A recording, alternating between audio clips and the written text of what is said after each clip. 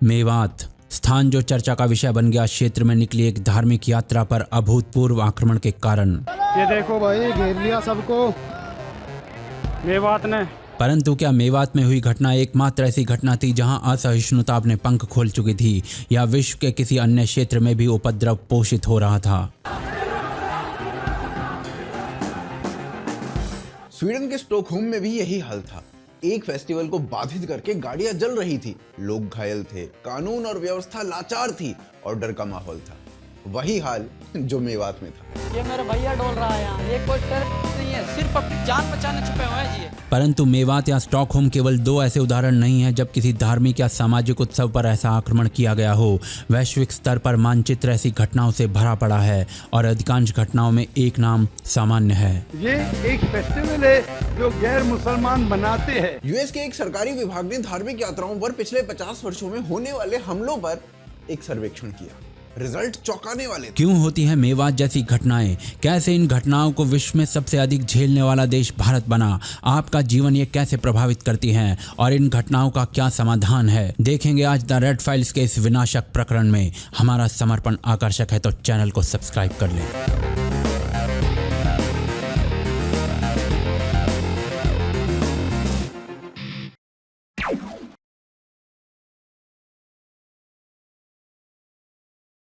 Sweden के Stockholm में एक उत्सव मनाया जा रहा था कि 1000 लोगों की भीड़ उस पर टूट पड़ी। सब कुछ फूंक दिया गया। स्क्रीन पर चल रहे चित्र आपको मेवात की घटना याद दिला सकते हैं। ये स्टॉकहोम में तब हुआ जब भारत में मेवात हो रहा था। क्या कारण थे स्टॉकहोम की घटनाओं के और कैसे पूरे विश्व में अनेकों मेवात और स्टॉकहोम हैं, ये सब जानने से पहले मेवात की घटनाओं को जानना पड़ेगा, जिसका सबसे प्रामाणिक स्रोत मेवात घटनाओं पर लिखी गई प्राथमिकी यानी FIR है। मेवात में यह घटना एक जलाभिषेक यात्रा के मध्य हुई और इस यात्रा के समय आबिद हुसैन नाम के व्यक्ति सुरक्षा के लिए ड्यूटी मजिस्ट्रेट थे। इन्हीं ड्यूटी मजिस्ट्रेट ने एक FIR लिखवाई पूरी घटनाओं की, जिसमें उन्होंने लिखवाया कि जलाभिषेक यात्रा पर 700-800 समुदाय विशेष की भीड़ ने पथराव और अवैध हथियारों से आक्रमण किया तथा यात्रा में सम्मिलित गाड़ियों को फूंक डाला। आगे लिखा कि एक अन्य स्थान पर मंदिर में 500 समुदाय विशेष की भीड़ ने यात्रियों का घेराव कर लिया। यह भीड़ पहाड़ी से मंदिर को 3 ओर से घेरे थी और इस भीड़ ने पत्थर, डंडे और अवैध आग्नेयास्त्रों से फायर करते हुए यात्रियों और पुलिस पर आक्रमण कर दिया। एक अन्य FIR करवाई घटना के स्थान पर कार्यरत सहायक सब इंस्पेक्टर धर्मेंद्र ने, जिनके अनुसार एक विशेष समाज के 800 से 900 लोग खेतों और पहाड़ों की ओर से नल्हड़ शिव मंदिर पर आक्रमण करने के लिए डंडे, पत्थर और बंदूक, असला बारूद लेकर मजहबी नारों के साथ आगे बढ़े। इनका प्रयास था जलाभिषेक कर रहे यात्रियों को मृत्यु के घाट उतारना और इनके मुख पर मजहबी और पाकिस्तान जिंदाबाद के नारे थे। स्थान पर खड़ी गाड़ियों को पेट्रोल बम के धमाकों से फूंक दिया गया। जब मैं पहुंची हूँ तो वहाँ एक्चुअली स्थिति बहुत ही क्रिटिकल थी। 2500-3000 हज़ार लोग फंसे हुए थे मंदिर में। चारों तरफ से फायरिंग हो रही थी।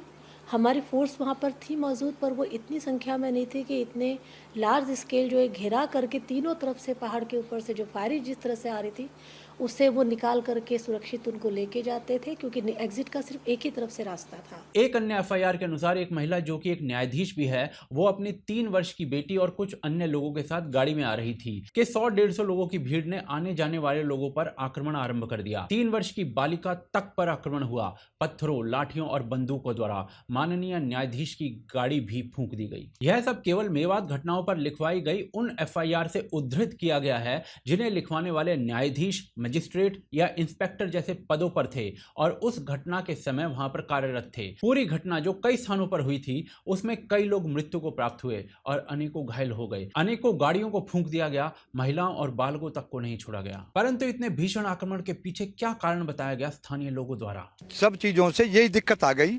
अब जो उन्होंने जो कहा था, अब तुम्हारा यहाँ बहनों आ गया है, बहनों ही पे अटक गया मामला। हाँ जी, बहनों पे ज्यादा मामला अटक गया कि मैं ससुराल जा रहा हूँ और ससुराल में हम आगे। मोनू मानेसर, जिस व्यक्ति का नाम लिया जा रहा है, वो इस यात्रा में सम्मिलित भी नहीं था। क्या केवल इतना कारण हो सकता है महिलाओं और बच्चों पर आक्रमण का? जी नहीं, आक्रमण एक व्यक्ति को लेकर नहीं था। जिन लोगों ने इसकी योजना बनाई थी वो यात्रा में कम से कम 20 लोगों के शव देखना चाहते थे। ऐसी एक ऑडियो क्लिप रिलीज हुई है।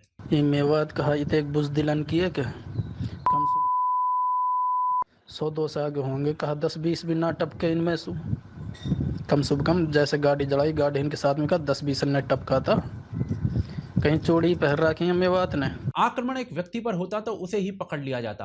क्यों 800 लोग धर्म स्थल को घेर कर सामान्य धर्म यात्रियों पर गोलीबारी करते? क्यों अभिषेक जैसे 5 युवाओं को पकड़कर उस प्रकार समाप्त किया जाता जो यहाँ वर्णित भी नहीं किया जा सकता है? क्यों अपराधी पुलिस बल से असला बारूद लूटते? क्यों कई दिन पहले से ही आक्रमण के लिए बारूद को संसाधित किया जाता? आप स्वयं सोचिए। क्या यह आक्रमण उस यात्रा पर था जो उस क्षेत्र से निकली जहां 20% हिंदू समुदाय है और 80% समुदाय विशेष है? यदि ऐसी यात्राओं का भारत में इतिहास और कुछ आंकड़े देखें तो यह सत्य प्रतीत होता है, जिसे आगे देखेंगे। परंतु कुछ लोगों ने मेवात की घटनाओं को कुछ अन्य संस्थानों पर लादने का प्रयास किया। परंतु घटनाएं केवल मेवात में नहीं हो रही थी, भभक तो उस समय स्वीडन भी रहा था और कारण में अधिक अंतर नहीं था। क्या हो रहा था स्वीडन में और क्यों, वो आगे देखते हैं। जब एक मानव भीड़ किसी विचार को सामूहिक रूप से स्वीकार करती है तो वो विचारधारा बन जाती है और विचारधारा क्षेत्रों के बंधन से मुक्त होती है, चाहे भारत का मेवात हो या स्वीडन का स्टॉकहोम।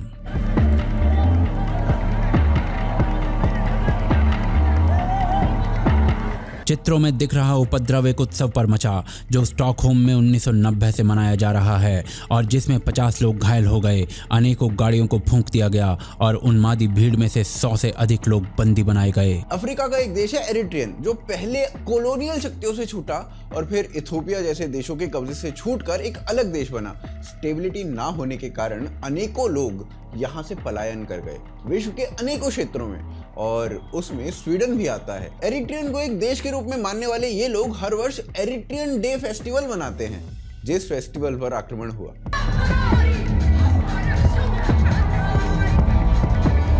परंतु किसी देश के स्वाधीन होने का उत्सव एक युद्ध क्षेत्र कैसे बन सकता है? उसके लिए इतिहास और भूगोल की कुछ परतें खोलनी होंगी। एरिट्रियन एक अस्थिर देश है जहां 47 से 63% लोग ईसाई हैं और 37 से 52% लोग इस्लाम को मानने वाले हैं। परंतु 1991 में इथियोपिया से पृथक हुए इस देश की सरकार में बहुसंख्यक ईसाई समुदाय का प्रभुत्व है और 1991 से आज तक चुनाव नहीं हुए हैं। मुस्लिम समुदाय इसके विरोध में है, जिसका मूल इतिहास में है। 7वीं सेंचुरी में अरब देशों से कुछ रेफ्यूजी अफ्रीका के इस क्षेत्र में आ गए और यहाँ आकर बस गए। उस समय यहाँ क्रिश्चियनिटी का शासन हुआ करता था। इन लोगों को इस्लाम मानने की आज्ञा मिली। इस्लाम उस समय एक्सपेंड कर रहा था और 10वीं शताब्दी तक इस्लाम को मानने वालों की संख्या बहुत अधिक बढ़ गई। यह क्षेत्र भी मुस्लिम शासक के नीचे आ गया, जिसके कई कारण थे, परंतु इसके बाद ईसाई राजाओं ने फिर से इस क्षेत्र को अपने अधिकार में ले लिया। 15वीं शताब्दी में यह क्षेत्र पुनः एक टर्किश सुल्तान के आधिपत्य में आ गया, जिसे 15वीं शताब्दी में ही पुर्तगाल की मदद से पुनः ईसाई आधिपत्य में लाया गया। 1888 में पुनः आक्रमण हुआ सूडानी मुस्लिम शासक द्वारा और इस क्षेत्र के सारे गिरजाघरों को नष्ट कर दिया गया। परंतु क्षेत्र के ईसाई समुदाय ने अगले ही वर्ष इसे पुनः प्राप्त कर लिया। इतिहास दिखाता है कि यह क्षेत्र सदैव एक ईसाई बहुल और आरंभ से ही ईसाई शासन में रहा है, जिसे मुस्लिम शक्तियां अपने आधिपत्य में लेना चाहती हैं। In 1952, the United Nations decided that Eritrea should be joined to Ethiopia in a federation, although Eritrea would be allowed to keep its own flag, its own parliament, and its own judicial system. वर्तमान में भी यही युद्ध चल रहा है। 1991 से Eritrean के शासन में ईसाई प्रभुत्व है, जिसे वहां का मुस्लिम समुदाय झेल नहीं पा रहा है, और इसी कारण एरिट्रियन में 1991 के बाद से बहुत से जिहादी आक्रमण हुए, जिन्हें एरिट्रियन ने अच्छे से डील किया। स्टॉकहोम में हुई घटनाएं इस बवाल का अंग हैं। एक पक्ष एरिट्रियन फेस्टिवल मनाता है और दूसरा पक्ष उस त्योहार पर आक्रमण करता है, क्रूर एवं हिंसात्मक। बवाल उस क्षेत्र पर राजनीतिक एवं शासकीय सत्ता स्थापित करने का है जहां कभी वो पलायन करके आए थे। परंतु क्या यह कहानी केवल स्वीडन या मेवात तक सीमित है? वो आगे देखते हैं। यदि आप किसी देश की सरकार और उसके अस्तित्व से सहमत नहीं तो स्टॉकहोम की घटनाएं हो जाएंगी। यदि आप किसी दूसरे धर्म की यात्रा से सहमत नहीं तो मेवात जैसी घटनाएं हो जाएंगी। पर घटनाएं केवल ये दो ही नहीं हैं, और भी अनेकों हैं। हर घटना का विवरण यहाँ नहीं दिया जा सकता, तो अमेरिका की एक सरकारी संस्था द्वारा 2019 में किया गया एक विश्लेषण देखते हैं। इस कार्य का शीर्षक था उत्सवों और त्योहारों पर होने वाले आक्रमण, जिसमें 146 ऐसी घटनाओं को चिन्हित करके उनका विश्लेषण किया गया था और 1970 से 2019 तक वैश्विक स्तर पर हुई ऐसी सबसे मुख्य घटनाएं रखी गई थी। घटना के चुने जाने के लिए घटना का राजनीतिक, आर्थिक और मजहबी या सामाजिक होना आवश्यक था। क्या निष्कर्ष निकला इस विश्लेषण में? तो जी, इन 146 घटनाओं का विस्तार 37 देशों और 5 महाद्वीपों में था और सन 2000 के पश्चात त्योहारों पर आक्रमण की ये घटनाएं तीव्रता से बढ़ने लगी थी। यदि इसे एक आलेख के माध्यम से देखें तो 70 के दशक में ऐसी 6 घटनाएं घटी, 90 के दशक में 15 घटनाएं घटी,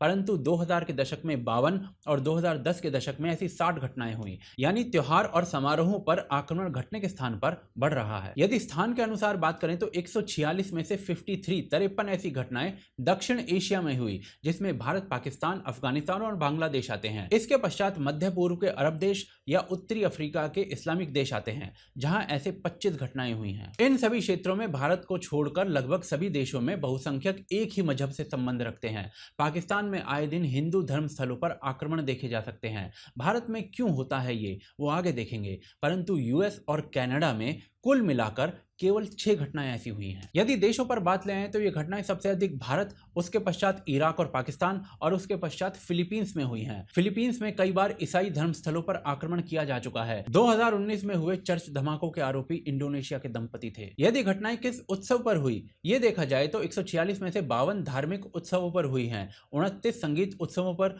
और 19 सामाजिक सांस्कृतिक उत्सवों पर। और लक्ष्य क्या था? इन धार्मिक त्योहारों में सम्मिलित लोगों को क्षति पहुंचाना। केवल दक्षिण एशिया में ऐसी घटनाओं में 256 लोग अपना जीवन खो चुके हैं और सबसे अधिक यानी 437 लोगों ने अपना जीवन धार्मिक उत्सवों में खोया है। इस पूरे विवरण से आप समझ सकते हैं कि धार्मिक या सामाजिक त्योहारों पर ऐसे आक्रमण उन्हीं क्षेत्रों में सबसे अधिक हैं जहां एक समाज विशेष बहुसंख्यक है। भारत में बहुसंख्यक हिंदू है, तत्पश्चात भी भारत में आक्रमण सबसे अधिक हैं। पिछले एक वर्ष में धार्मिक यात्राओं पर हुए ऐसे आक्रमणों की सूची देखते हैं। उसके लिए 30 जुलाई को दिल्ली में मुहर्रम की यात्रा निकल रही थी। अचानक से ताजिया निकलते समय बीच में पुलिस वालों पर पथराव कर दिया गया। सब सीसीटीवी में कैद हुआ, यहां नहीं दिखाया जा सकता। 23 जुलाई को यूपी के बरेली में एक भीड़ ने कावड़ियों की यात्रा पर पत्थर फेंके, 12 कावड़ी घायल हो गए। 7 जून को सकल हिंदू समाज महाराष्ट्र में रैली निकाल रहा था, उस पर पत्थर चला दिए गए। 25 मई को राजस्थान में भगवान परशुराम यात्रा निकाली जा रही थी, उस पर विशेष समुदाय की ओर से पत्थर चलाए गए। अप्रैल 2023 में रामनवमी और हनुमान जन्मोत्सव की यात्राएं निकाली जा रही थी। बंगाल, गुजरात, महाराष्ट्र, मध्य प्रदेश, तेलंगाना और कई अन्य राज्यों से शोभा यात्रा पर विशेष समुदाय द्वारा पथराव की घटनाएं हुई। 13 अप्रैल 2023 को उड़ीसा में हनुमान जन्मोत्सव शोभा यात्रा पर पथराव हुआ। फरवरी 2023 में झारखंड में महाशिवरात्रि की सजावट करने पर पथराव हो गया। 4 अक्टूबर 2022 को गुजरात में नवरात्रि सेलिब्रेशंस पर पत्थर चलाए गए और अक्टूबर 2022 में ही मध्य प्रदेश में एक भीड़ ने गरबा पंडाल पर पत्थरबाजी कर दी। इससे पहले अगस्त में गुजरात में गणेश चतुर्थी पर गणपति यात्रा पर विशेष समुदाय की भीड़ ने पत्थर चलाए। ऐसा नहीं है कि विश्व में कोई और समुदाय यह सब नहीं करता है। हर रिलीजन के मानने वालों के उदाहरण मिल जाएंगे, परंतु अधिकांश घटनाएं एक विशेष मजहब के मानने वालों से हुई हैं। यह सभी आंकड़े बताते हैं। विश्व में अनेक मेवात हुए हैं और अनेक स्टॉकहोम, और ये घटनाएं बढ़ती ही जा रही हैं। क्यों की जाती हैं ये घटनाएं और आपका जीवन कैसे प्रभावित करती हैं ये, वो आगे देखते हैं। मेवात में हुई क्रिया एक प्रतिक्रिया के रूप में समक्ष आई जब गुरुग्राम में दूसरे समाज ने विशेष समुदाय के एक रिलीजियस स्थान को क्षति पहुंचाई। इसके अतिरिक्त और भी स्थानों से ऐसी अप्रिय सूचनाएं आई। सरकारी बल अब तक मेवात में उपद्रवियों के सैकड़ों घर, दुकानें या झुग्गियां तोड़ चुका है। कई लोग बेघर हो चुके हैं। एक पक्ष इसे सही कहता है और दूसरा पक्ष इसे सरकारी गुंडागर्दी।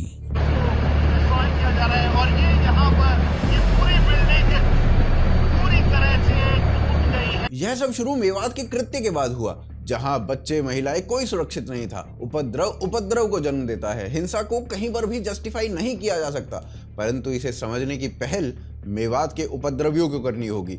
एक व्यक्ति से खुंदक हजारों लोगों की यात्रा पर हमला नहीं करवा सकती। ये कारण पैदा किए जाते हैं इंटॉलरेंस पैदा करके। ये एक फेस्टिवल है जो गैर मुसलमान मनाते हैं, तो वो फेस्टिवल को मनाना जो कुरान और हदीस के खिलाफ है, ऐसा फेस्टिवल वो गलत। ऐसे अनेक क्लरिक समाज के भीतर बैठकर लोगों का मस्तिष्क पलट देते हैं और उसकी प्रतिक्रिया दूसरे समाज से धर्म संसद के रूप में आती है, पंचायतों द्वारा समुदाय विशेष के बहिष्कार के रूप में आती है। प्रतिक्रिया को रोकने के लिए क्रिया का रुकना आवश्यक है। गुरुग्राम की घटनाएं ना हो, इसके लिए मेवात की घटनाएं रुकनी चाहिए। कैसे पैदा हो सकता है ये अवरोध, वो आगे देखते हैं। धार्मिक उन्माद किसी के द्वारा क्रिया करना, किसी के द्वारा उस क्रिया पर प्रतिक्रिया देना, वैमनस्य का बढ़ना और देश संसार में उपद्रव का बढ़ना, यह सब मजहबी उन्माद के कारण बढ़ता है। यदि एक समाज सोचे कि जिस राह पर वो चल रहा है केवल वही राह सही है और दूसरे को तुच्छ समझे, तो उससे मजहबी उन्माद बढ़ता है। क्या समाधान है मेवात और स्टॉकहोम जैसी घटनाओं का? कानून एवं व्यवस्था जैसी चीजों का सुदृढ़ होना एक समाधान है। क्या कोई उदाहरण मिलता है? उत्तर प्रदेश में उपद्रवी तत्वों पर नकेल कसी गई। जिन्होंने उपद्रव किया उनसे मालहानि की वसूली की गई। अत्यधिक उग्र तत्वों का एनकाउंटर तक किया गया। परिणाम यह रहा कि उत्तर प्रदेश में हर प्रकार का अपराध नीचे जा रहा है, जिसे यदि आप विस्तार से जानना चाहते हैं तो एक वीडियो का लिंक डिस्क्रिप्शन में है। इसके अतिरिक्त मजहबी पुस्तकों और क्लैरिक्स के द्वारा उत्पन्न की गई धर्मांधता को कम करना दूसरा समाधान है, जिसका एक उपाय है इंटरनेट और स्मार्टफोन की उपलब्धता। एक आंकड़े के अनुसार विश्व में एक्स मुस्लिम समुदाय तीव्रता से बढ़ रहा है और अन्य कुछ रिलीजन्स के लोग भी रिलीजन छोड़ रहे हैं। यह सब इंफॉर्मेशन के यानी सूचना के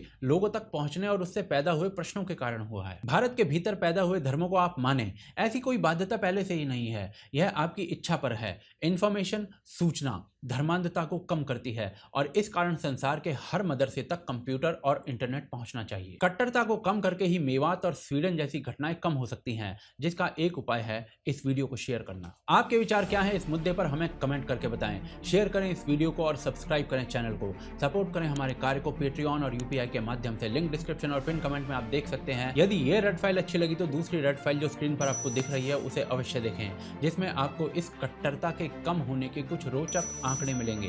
पुनः मिलते हैं अगले एपिसोड में।